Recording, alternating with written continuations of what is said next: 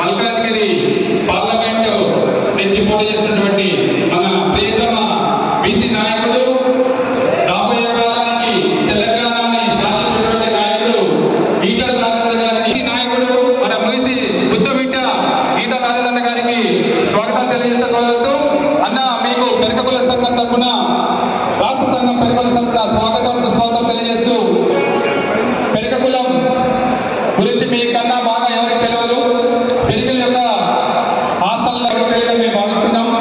పెరుగుల సోదరులందరూ కూడా మల్కాజ్గిరి ఉన్నటువంటి పెరుగ బంధువులందరూ కూడా ఇక్కడ పిలిపించి మీ ఆధ్వర్యంలో దయచేసి అందరూ కూర్చోండి. కార్యక్రమం నిర్వహించవలసిన ఉన్నది కాబట్టి ముందున్న పాత్రికేయ మిత్రులు కానీ సెక్యూరిటీ వాళ్ళు కానీ కొంచెం ఫ్రీ టైం చేసి కొంచెం ఫ్రీ చేయాల్సిందిగా కోరుతున్నాం. ప్లీజ్ దయచేసి అందరూ కూడా కూర్చోండి.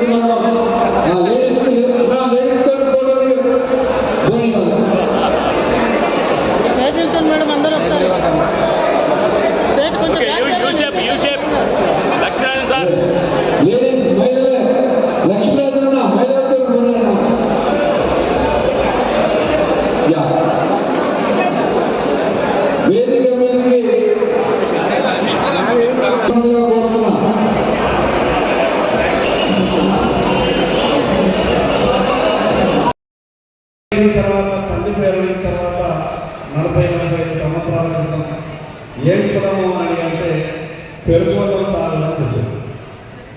ఆయన అన్నది ఒక 10 నిమిషాలు అడిగారు.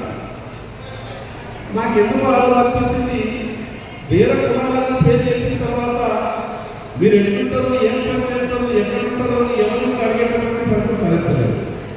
కానీ నన్నే ఇంతకాలం చూపించి అడిగారు, ఏంటి మా కులమంటే మరి ఇక్కడ ఎవరు గుర్తుపట్టారా అని. సరిగ్గా 45 సంవత్సరాల గురించి ఒక 2 నిమిషాలు మనం మాట్లాడుకోవాల్సి ఉంటుంది. మన ఆత్మీయ సమావేశమైనప్పటికీ మీ ఇచ్చినటువంటి కొంత చాలా మంది నాకు ఫోన్లలో మాట్లాడుతుంది. మీరు అధైర్యపడద్దు, పోరాటం చేయండి. 3 సార్లు ఓడిపోయిన తర్వాత కూడా 4వసారి నా ఆదిలాబాద్ ప్రజలందరి సహకారంతో, గొప్ప రాజకీయ పార్టీ అయినటువంటి భారతీయ జనతా పార్టీ ఆశీర్వాదంతో నేను తెలంగాణ రాష్ట్ర శాసనసభలో అడుగుపెట్టడానికి అవకాశం వచ్చింది. ఈ సందర్భంగా రాజధాని గురించి ఖచ్చితంగా సమయం తక్కువ ఉన్నది. అన్న సమయం ఎక్కువ తీసుకుంటే కొంత ఇబ్బందులు. ఎన్నికల సమయం 2014లో తెలంగాణ రాష్ట్రం ఏర్పడిన తర్వాత రాజేంద్ర అన్న, కేసీఆర్ గారు వాళ్ళంతా కూడా మొట్టమొదటి మలేసియాకి వచ్చేవాళ్ళు. నేను వాళ్ళకన్నా 2 రోజుల ముందే మలేసియా. నేను